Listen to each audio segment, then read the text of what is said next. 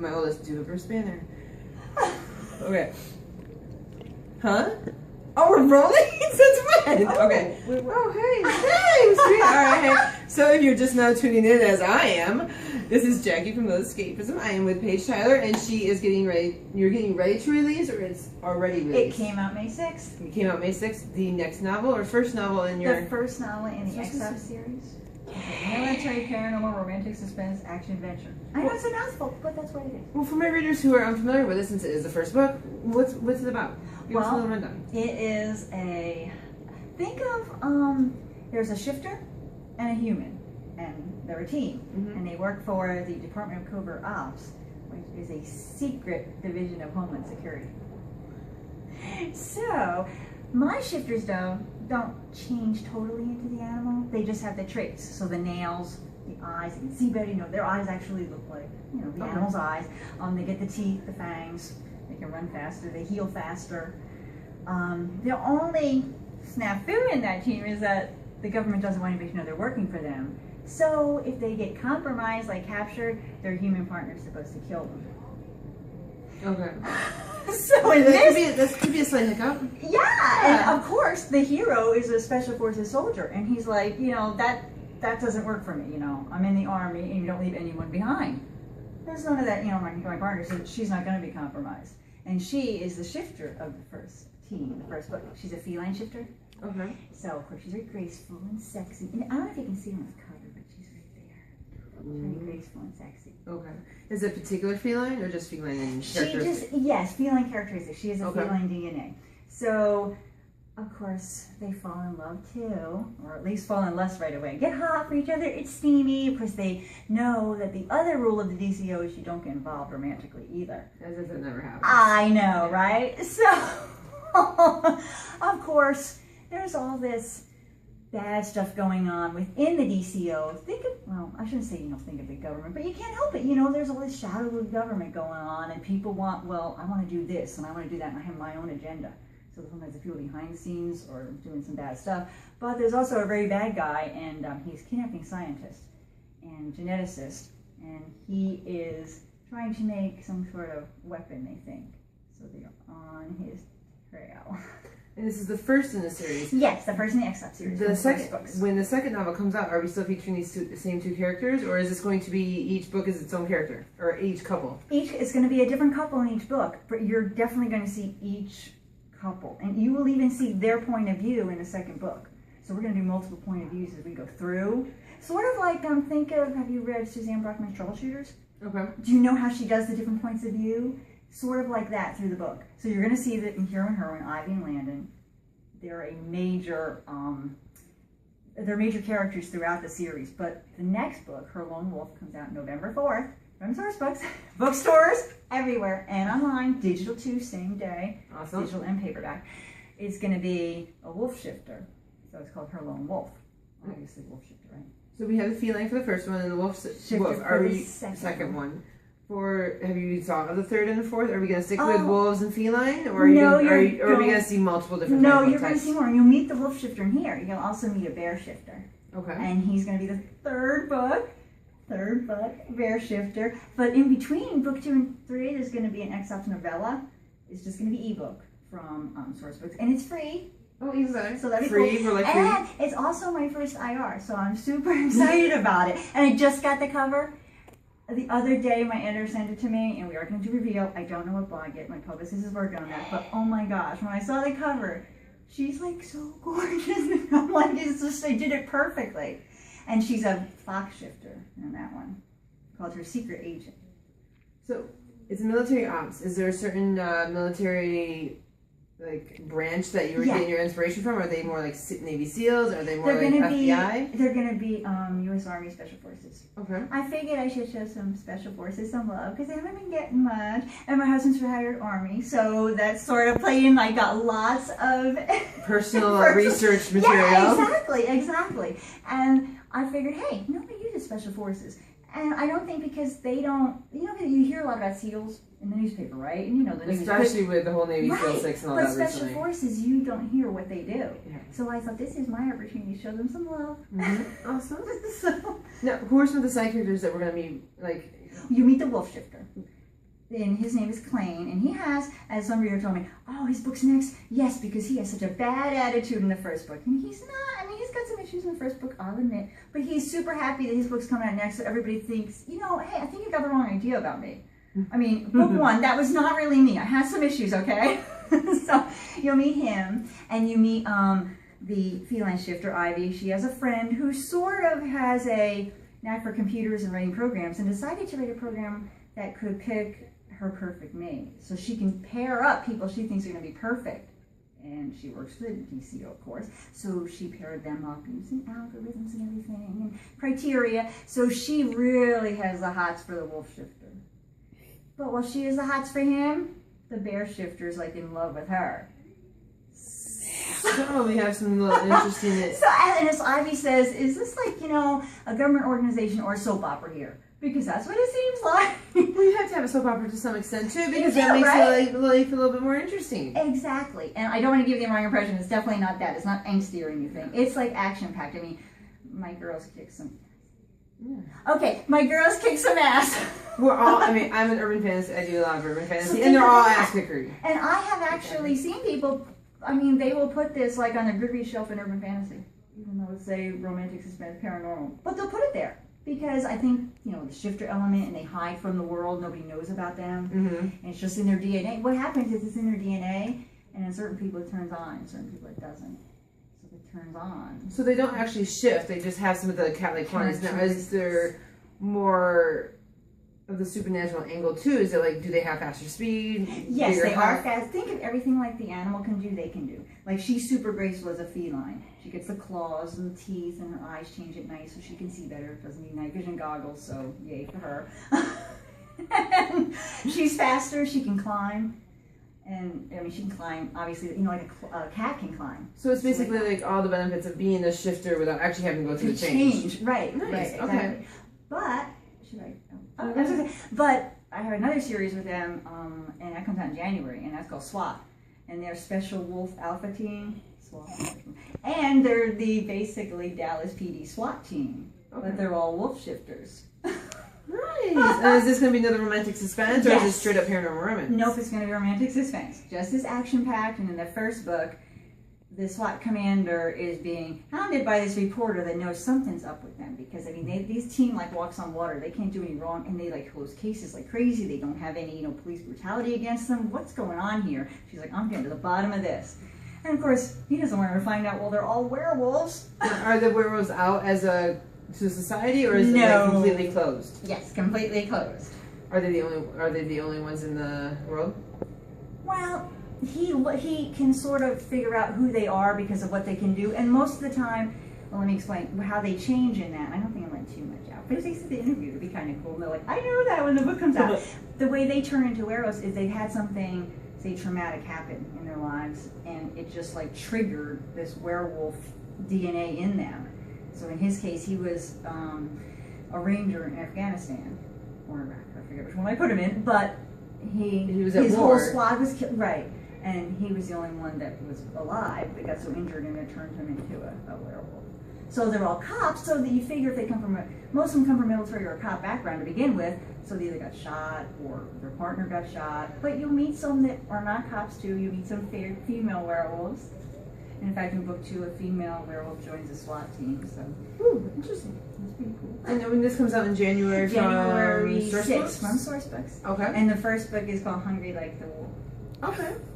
Like the song. Just like the song, exactly. And I had even asked, because we were coming up with names, and my editor was like, what do you think about that? And I'm like, it's the song. I mean, is that a good idea? So I asked my agent after, I'm like, what do you think? He's like, I actually like song titles, because people remember it. Well, not only that, then you get the music playing in the background, and now as you do the cover review. There you go, see? Yeah, you can make it work. So yeah, I like it. All right, so you're here at Readers and Authors Get Together right now. Where are you going to be at in the near future? Where can I shouldn't say authors, but other readers find you out in the wild? Out in the wild? Out in the wild. Okay, well, I'm doing a book signing at Books A Million and Barnes & Noble in Destin, Florida. Okay.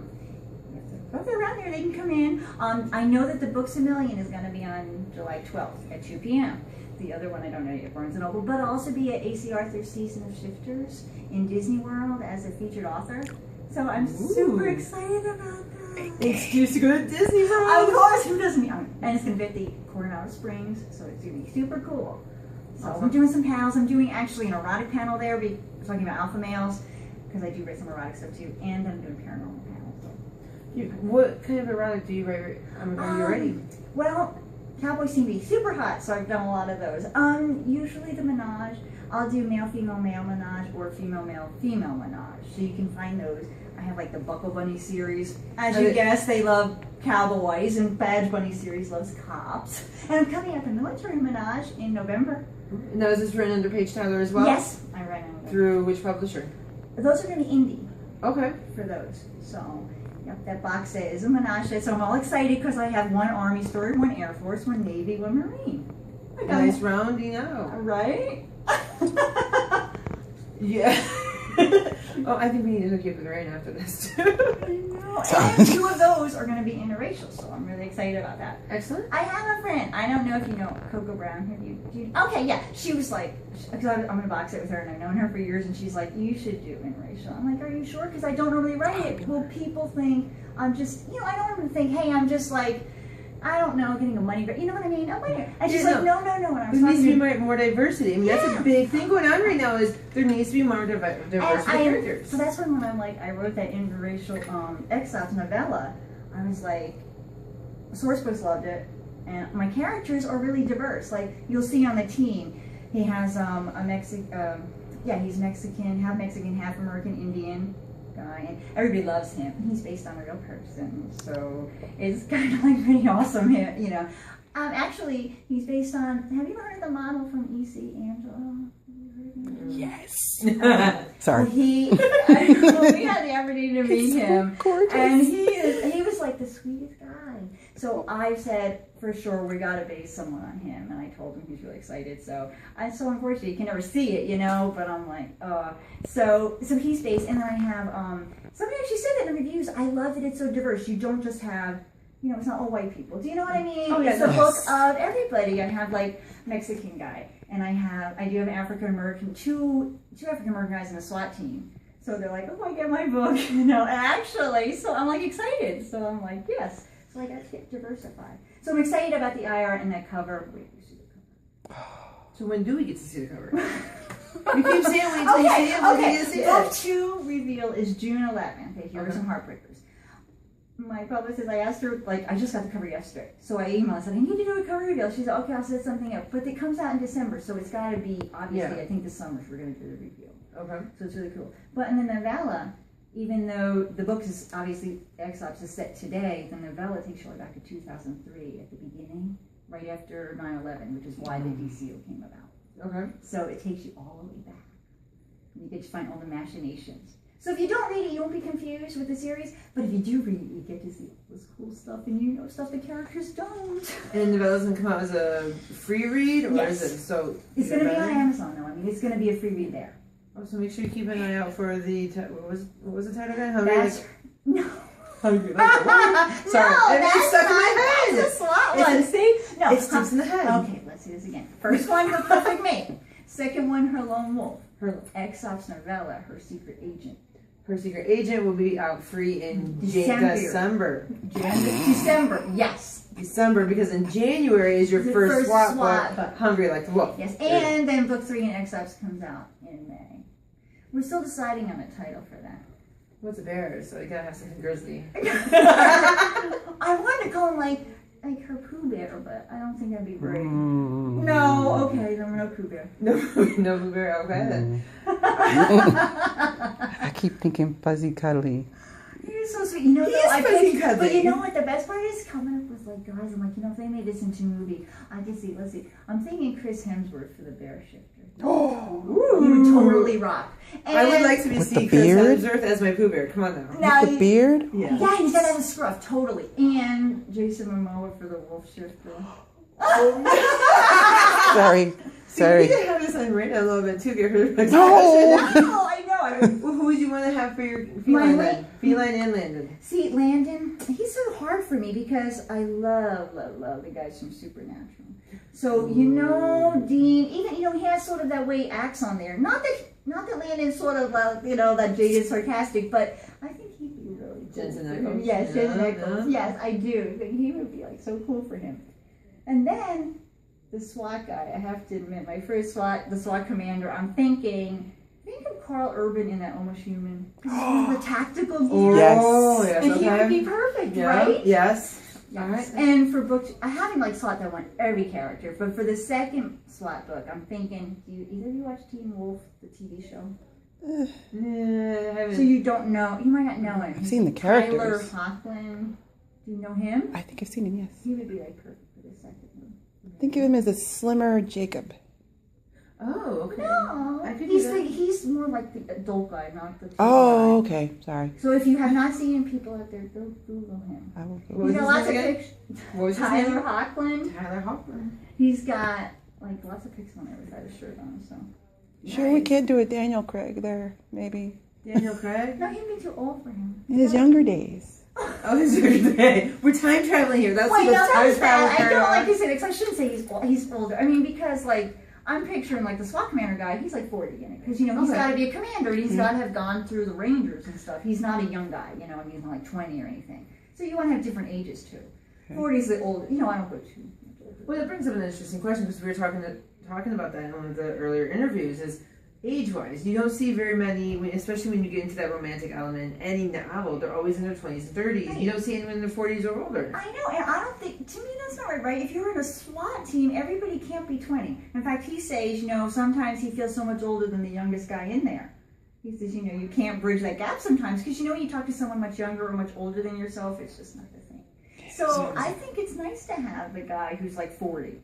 He can't be a commander of SWAT at 29, that would just not work. Because I was just thinking about that. There is a series I read with a bunch of, they're special ops, black ops, and they're a group of guys who've been in the military for a while. So they're in their but they're all in their late 20s or early 30s, See, and even the commander is not that much older. Exactly. It's how can that make it realistic? My husband's a stickler for that because he does help me a lot. I mean, we're kind of like a team, but it's sort of he likes to be the silent writing partner. But he said that. I mean, he says there's no way he could be a captain in special forces and be, he can't be 25. You can't. That just is not going to work. So I'm I'm okay with that because to me, I don't think, having a character 40s to 50 is that old. I don't think that's too old. I'm almost 40. See, I don't think that, I don't think that's too old. So it depends. Maybe you might erotic stuff they're a little younger, but I think when you're writing deeper stories like this, I want to have a variety of ages, a variety of races, and everything, So, Was when you were writing Her Perfect Mate, what was the one element of the story that you really enjoyed writing the most? What was it that really... a particular scene, you mean? Yes. Or, I think, there's so many good scenes that I don't want to spoil everything, but I think there's a scene where he finds out she's a shifter. Because they don't tell him when they hire him. They just call her an EVA, an extremely valuable asset. So... Eva. She's Eva. Yeah, so they don't tell him what she is. They want him to guess. And it's their first meeting, and he realizes something is up with her. And then he really finds out what she can do. But she's had an awful time because her first two partners were military guys, but they weren't nice guys, They were crappy guys. And she hates being stuck with another partner because she thinks they're going to treat her like crap. They don't respect her as a woman or as a partner because they think she's not as good. She can't do, does she look like she can, She's somebody, female. no, right? And She's female in the military. So. And but him, he's like, wait a minute, he being enlisted, going to officer, the green to gold program, he realizes that, she adds something to the team. So he's had it hard too himself to switch, to that sometimes. So he's like, I'm going to give her the, benefit of the doubt. I'm not going to listen to what anybody else says about her. Because they love to call her there, some of the guys, poison ivy, because they don't love her. So she has a hard time. Well, so we said we're going to do a quick one. So make sure that if you haven't already, you check out Her Perfect Mate. It's out now by Paige Tyler. Thank you so much for stopping by and letting us chat. And good luck with the rest of the release. Hopefully it's really good. Make sure you buy it.